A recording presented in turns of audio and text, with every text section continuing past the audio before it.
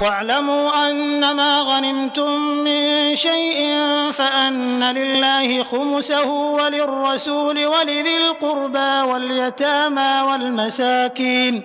والمساكين وابن السبيل إن كنتم آمنتم بالله وما أنزلنا على عبدنا يوم الفرقان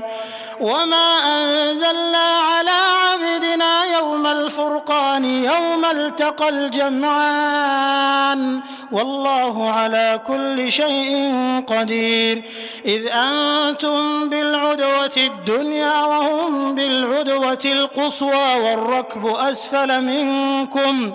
ولو تواعدتم لاختلفتم في الميعاد ولكن ليقضي الله أمرا كان مفعولا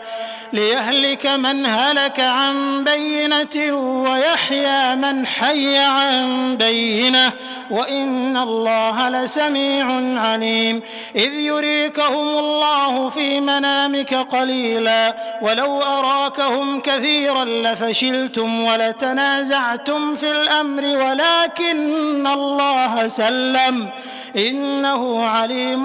بذات الصدور وإذ يريكموهم إذ التقيتم في أعينكم قليلا ويقللكم في أعينهم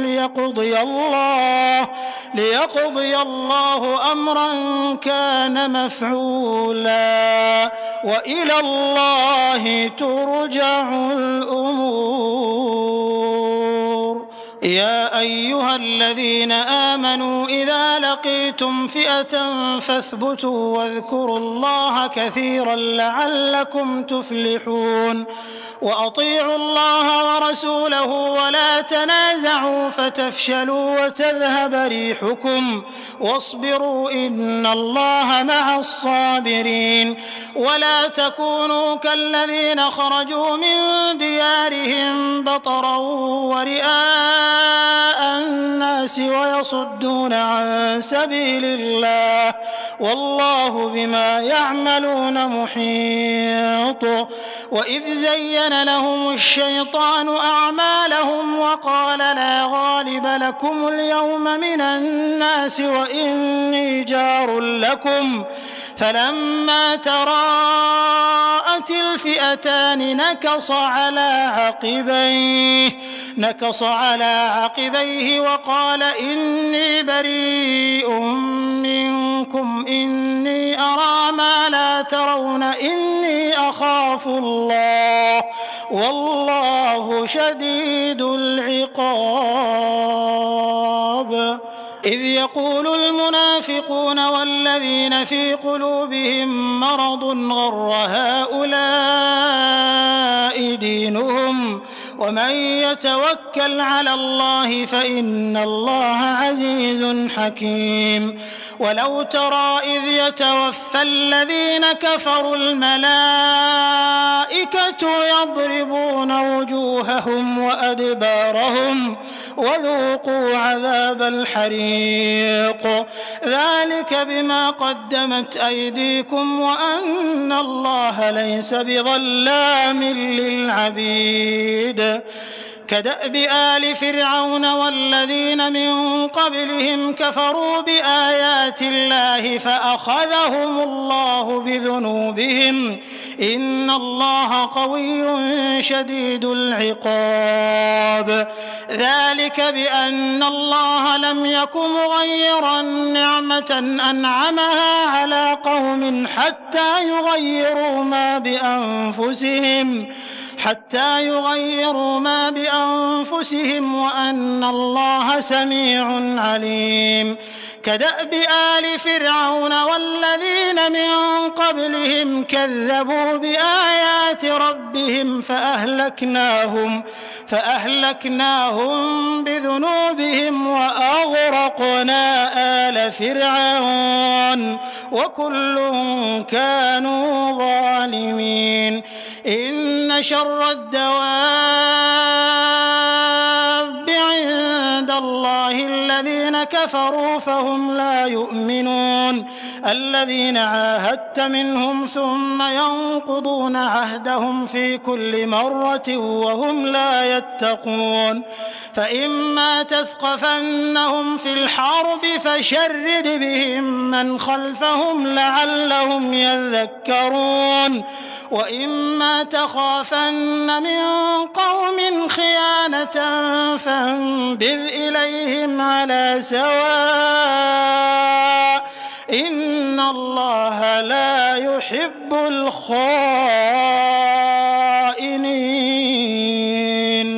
ولا يحسبن الذين كفروا سبقوا إنهم لا يعجزون وأعدوا لهم ما استطعتم من قوة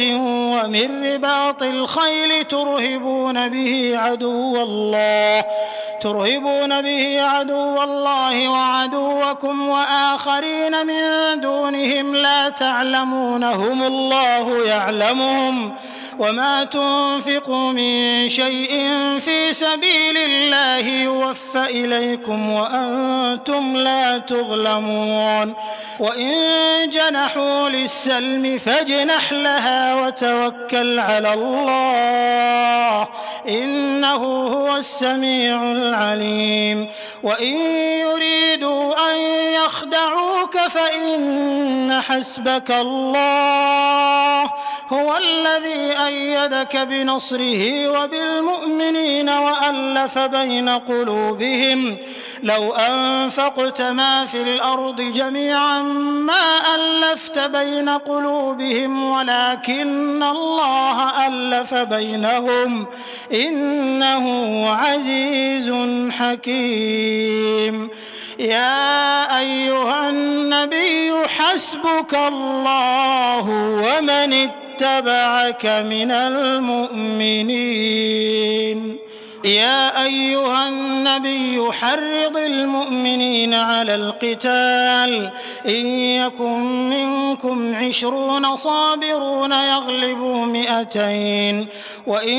يكن منكم 100 يغلبوا 1000 من الذين كفروا بأنهم قوم لا يفقهون الآن خفف الله عنكم وعلم أن فيكم ضعفا فإن يكن منكم 100 صابرة يغلبوا 200 وإن يكن منكم 1000 يغلبوا 2000 بإذن الله والله مع الصابرين ما كان لنبي أن يكون له أسرى حتى يثخن في الأرض تريدون عرض الدنيا والله يريد الآخرة والله عزيز حكيم لولا كتاب من الله سبق لمسكم فيما أخذتم عذاب عظيم فكلوا مما غنمتم حلالا طيبا واتقوا الله إن الله غفور رحيم يا أيها النبي قل لمن في أيديكم من الأسرى إن يعلم الله في قلوبكم خيرا يؤتكم خيرا مما أخذ منكم ويغفر لكم والله غفور رحيم وإن يريدوا خيانتك فقد خانوا الله من قبل فأمكن منهم والله عليم حكيم إن الذين آمنوا وهاجروا وجاهدوا بأموالهم وأنفسهم في سبيل الله والذين آووا ونصروا أولئك بعضهم أولياء بعض والذين آمنوا ولم يهاجروا ما لكم من ولايتهم من شيء حتى يهاجروا وإن استنصروكم في الدين فعليكم النصر إلا على قوم بينكم وبينهم ميثاق والله بما تعملون بصير والذين كفروا بعضهم أولياء بعض إلا تفعلوه تكن فتنة في الأرض وفساد كبير والذين آمنوا وهاجروا وجاهدوا في سبيل الله والذين آووا ونصروا أولئك هم المؤمنون حقا لهم مغفرة ورزق كريم والذين آمنوا من بعد وهاجروا وجاهدوا معكم فأولئك منكم وأولو الأرحام بعضهم أولى ببعض في كتاب الله إن الله بكل شيء عليم براءة من الله ورسوله إلى الذين عاهدتم من المشركين فسيحوا في الأرض 4 أشهر واعلموا أنكم غير معجز الله وأن الله مخزي الكافرين وأذان من الله ورسوله إلى الناس يوم الحج الأكبر أن الله بريء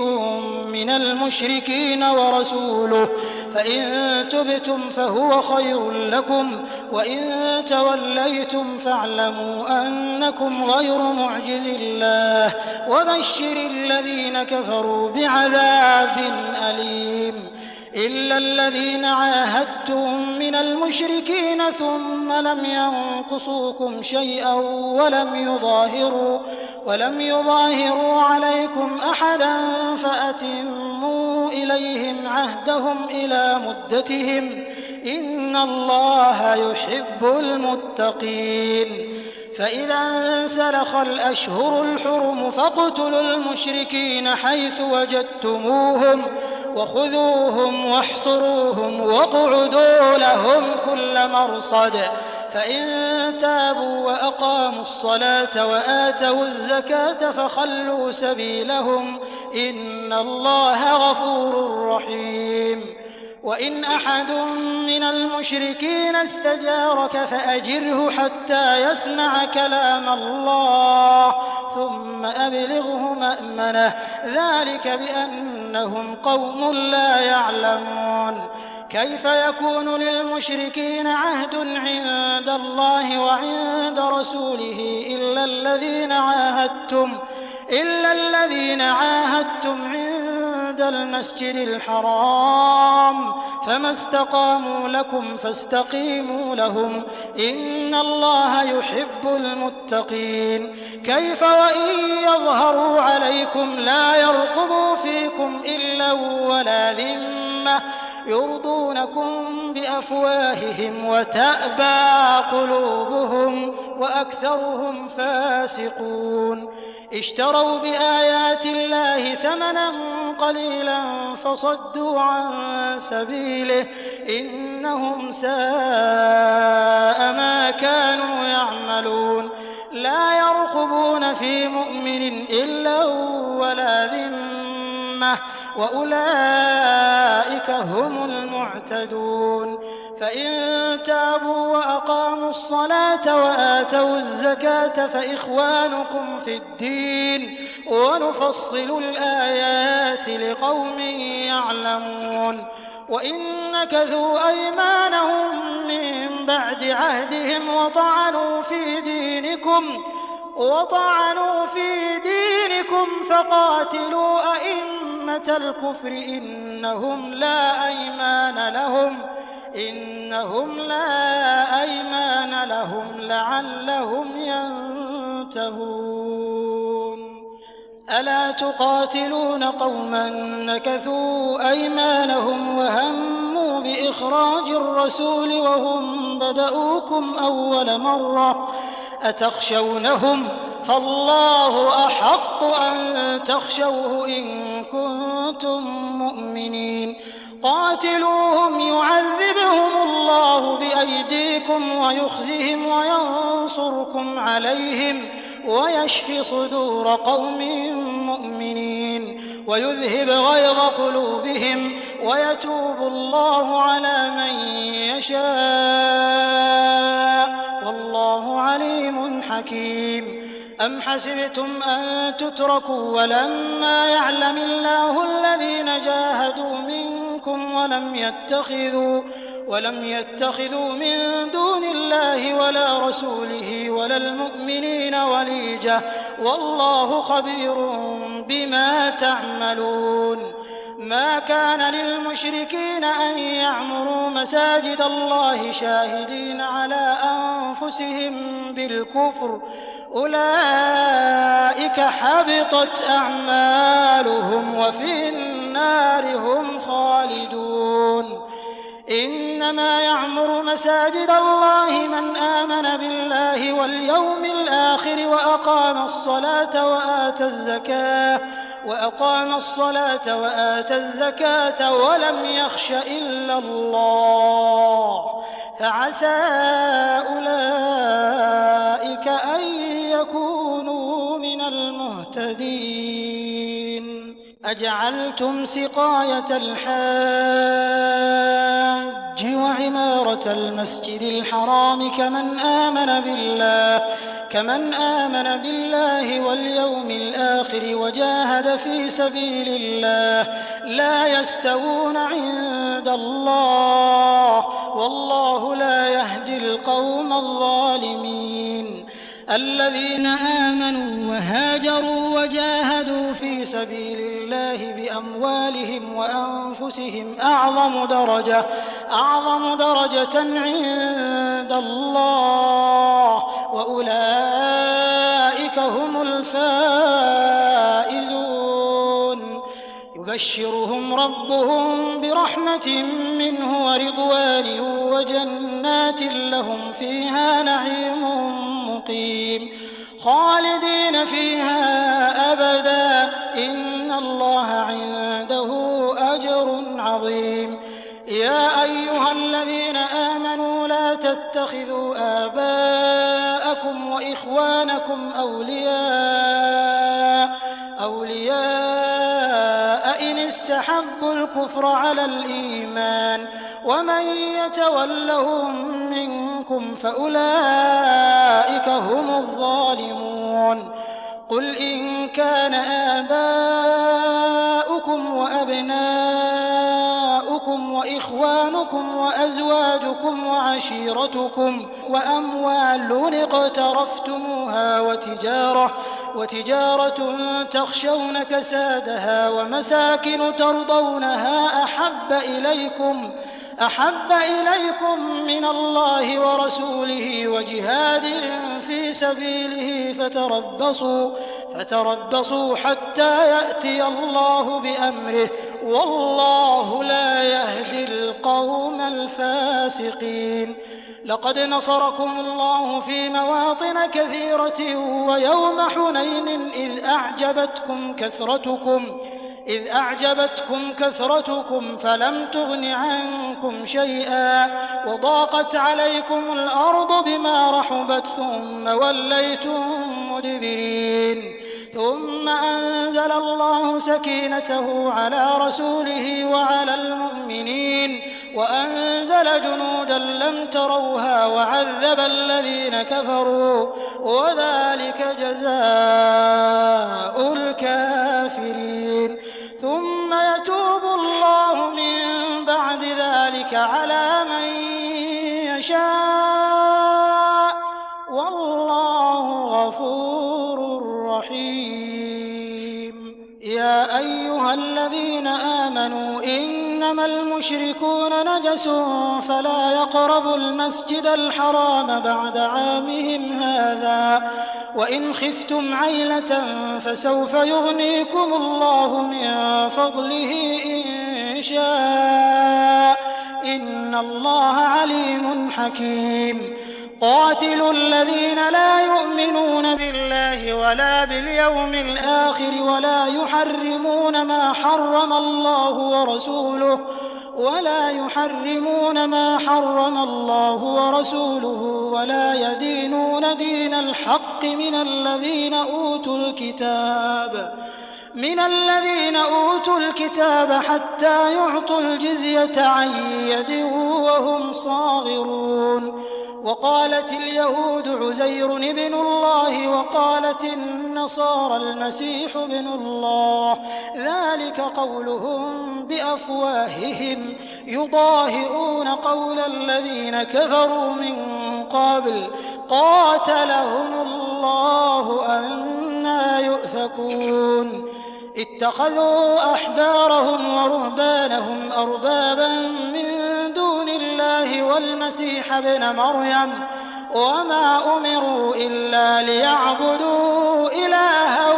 واحدا لا إله إلا هو سبحانه عما يشركون يريدون أن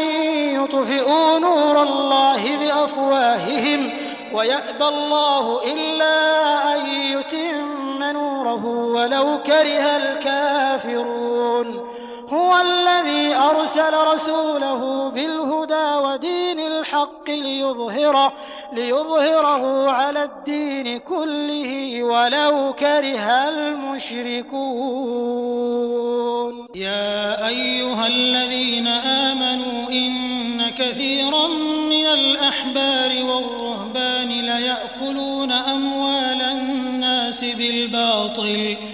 ليأكلون أموال الناس بالباطل ويصدون عن سبيل الله والذين يكنزون الذهب والفضة ولا ينفقونها في سبيل الله فبشرهم بعذاب أليم يوم يحمى عليها في نار جهنم فتكوى بها جباههم وجنوبهم وظهورهم هذا ما كنزتم لأنفسكم فذوقوا ما كنتم تكنزون إن عدة الشهور عند الله 12 شهرا في كتاب الله يوم خلق السماوات والأرض منها 4 حرم ذلك الدين القيم فلا تظلموا فيهن أنفسكم وقاتلوا المشركين كافة كما يقاتلونكم كافة واعلموا أن الله مع المتقين إنما النسيء زيادة في الكفر يضل به الذين كفروا يحلونه عاما ويحرمونه عاما ليواطئوا عدة ما حرم الله فيحلوا ما حرم الله زين لهم سوء أعمالهم والله لا يهدي القوم الكافرين يا أيها الذين آمنوا ما لكم إذا قيل لكم انفروا في سبيل الله اثاقلتم إلى الأرض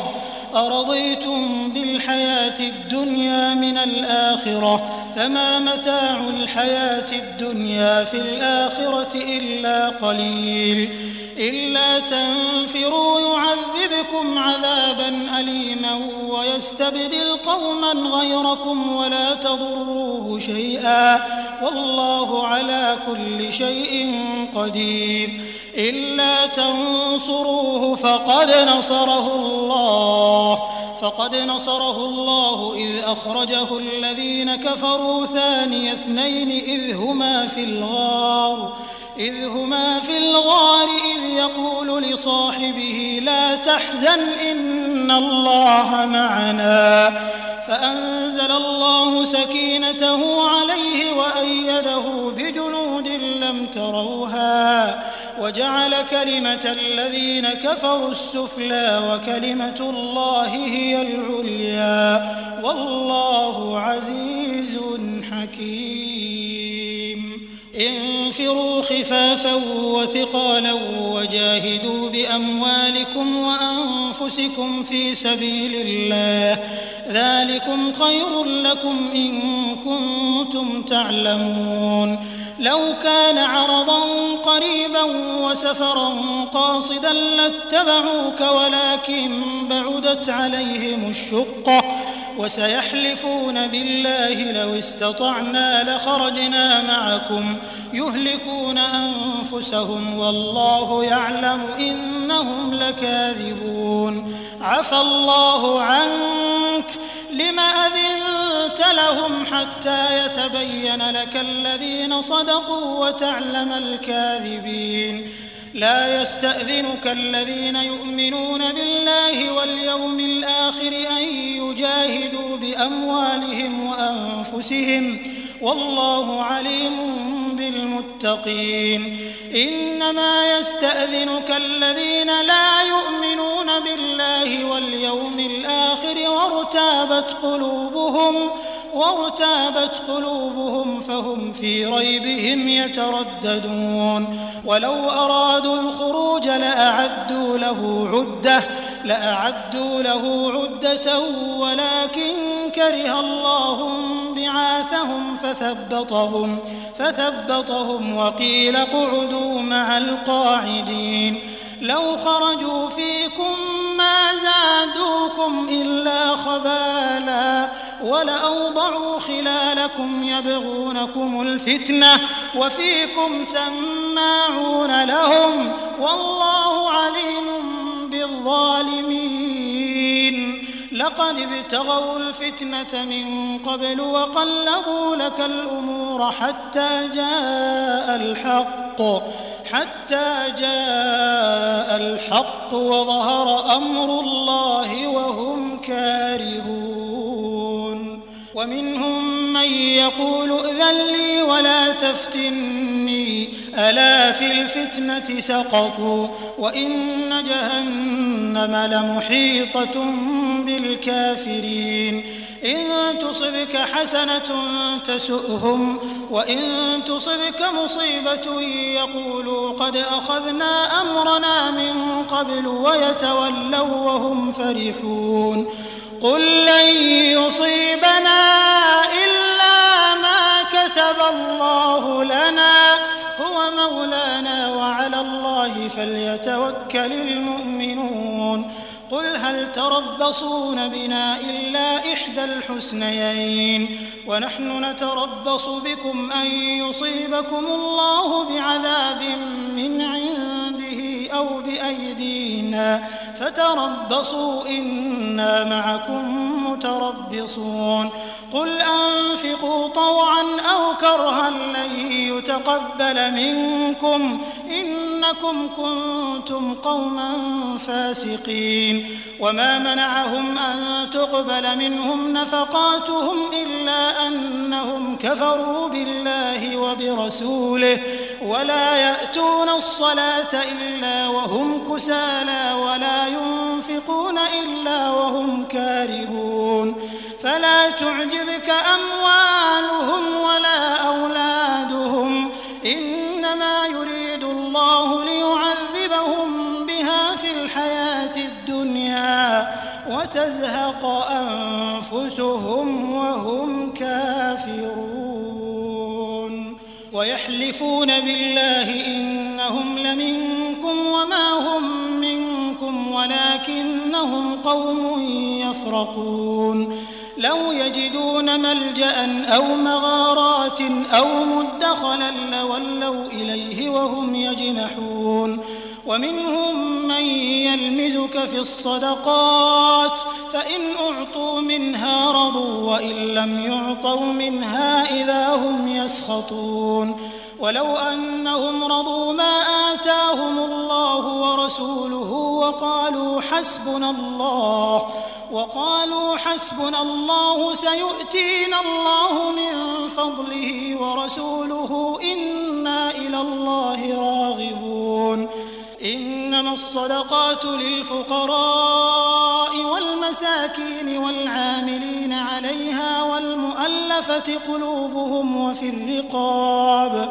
وفي الرقاب والغارمين وفي سبيل الله وابن السبيل فريضة من الله والله عليم حكيم. ومنهم الذين يؤذون النبي ويقولون هو أذن قل أذن خير لكم يؤمن بالله ويؤمن للمؤمنين ورحمة للذين آمنوا منكم والذين يؤذون رسول الله لهم عذاب أليم.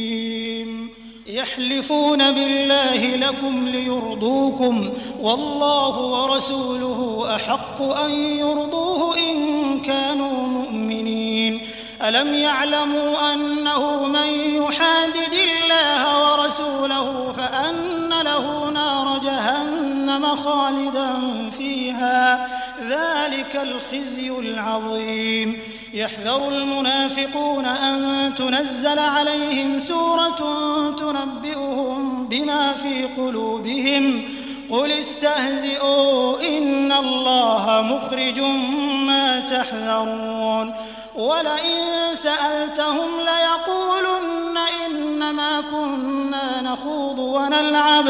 قل أبالله وآياته ورسوله كنتم تستهزئون لا تعتذروا قد كفرتم بعد إيمانكم إن نعف عن طائفة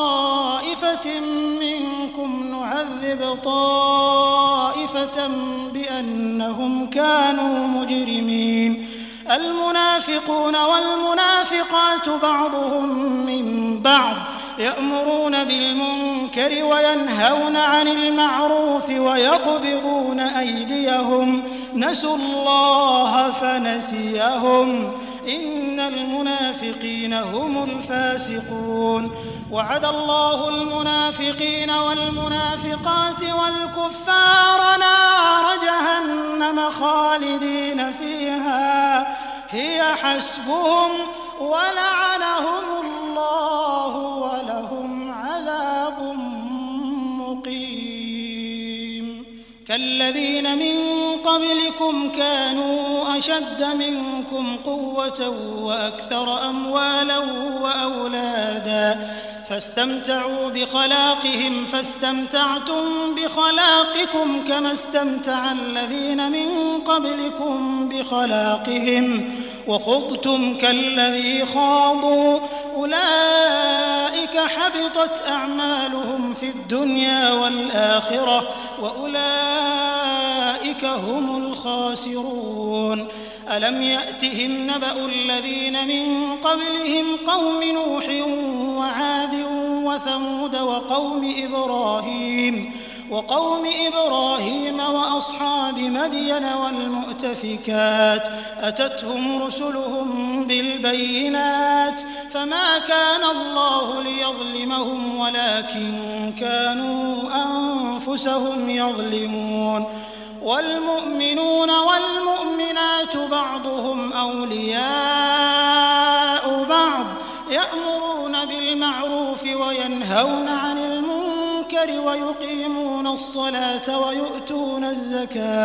ويؤتون الزكاة ويطيعون الله ورسوله أولئك سيرحمهم الله إن الله عزيز حكيم. وعد الله المؤمنين والمؤمنات جنات تجري من تحتها الأنهار خالدين فيها ومساكن طيبة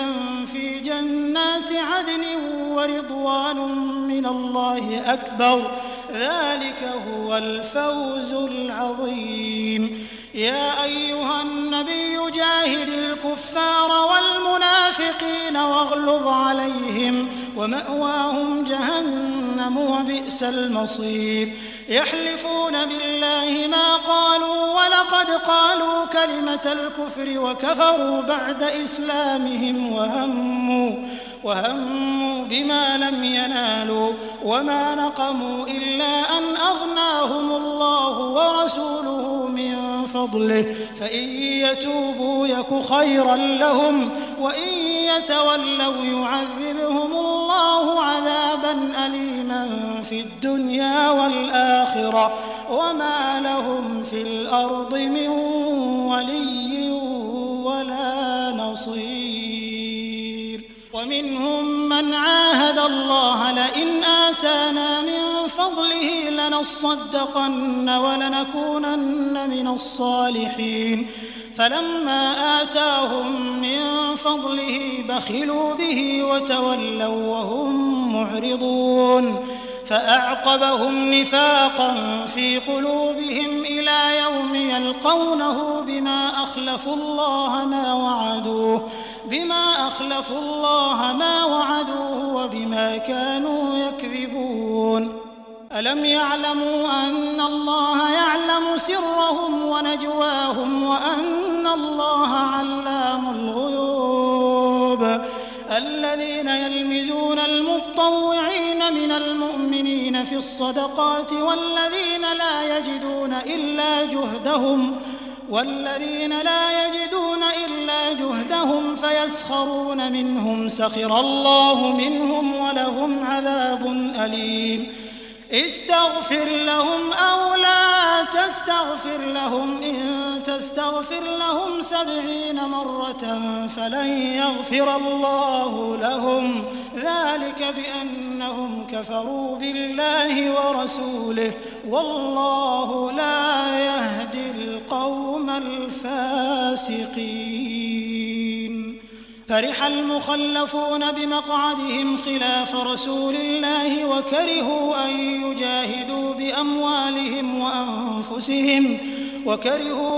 يجاهدوا بأموالهم وأنفسهم في سبيل الله وقالوا لا تنفروا في الحر قل نار جهنم أشد حرا لو كانوا يفقهون فليضحكوا قليلا وليبكوا كثيرا جزاء بما كانوا يكسبون. فإن رجعك الله إلى طائفة منهم فاستأذنوك للخروج فقل لن تخرجوا معي أبدا ولن تقاتلوا معي عدوا إنكم رضيتم بالقعود أول مرة فاقعدوا مع الخالفين ولا تصل على أحد منهم مات أبدا ولا تقم على قبره إنهم كفروا بالله ورسوله وماتوا وهم فاسقون. ولا تعجبك أموالهم وأولادهم إنما يريد الله أن يعذبهم بها في الدنيا وتزهق أنفسهم وهم كافرون. وإذا أنزلت سورة أن آمنوا بالله وجاهدوا مع رسوله استأذنك أولو الطول منهم وقالوا ذرنا نكن مع القاعدين رضوا بأن يكونوا مع الخوالف وطبع على قلوبهم فهم لا يفقهون. لكن الرسول والذين آمنوا معه جاهدوا بأموالهم وأنفسهم وأولئك لهم الخيرات وأولئك هم المفلحون. أعد الله لهم جنات تجري من تحتها الأنهار خالدين فيها ذلك الفوز العظيم. وجاء المعذرون من الأعراب ليؤذن لهم وقعد الذين كذبوا الله ورسوله سيصيب الذين كفروا منهم عذاب أليم. ليس على الضعفاء ولا على المرضى ولا على الذين لا يجدون ما ينفقون حرج إذا نصحوا لله ورسوله ما على المحسنين من سبيل والله غفور رحيم. ولا على الذين إذا ما أتوك لتحملهم قلت لا أجد ما أحملكم عليه تولوا وأعينهم تفيض من الدمع حزنا ألا يجدوا ما ينفقون إنما السبيل على الذين يستأذنونك وهم أغنياء رضوا بأن يكونوا مع الخوالف وطبع الله على قلوبهم فهم لا يعلمون.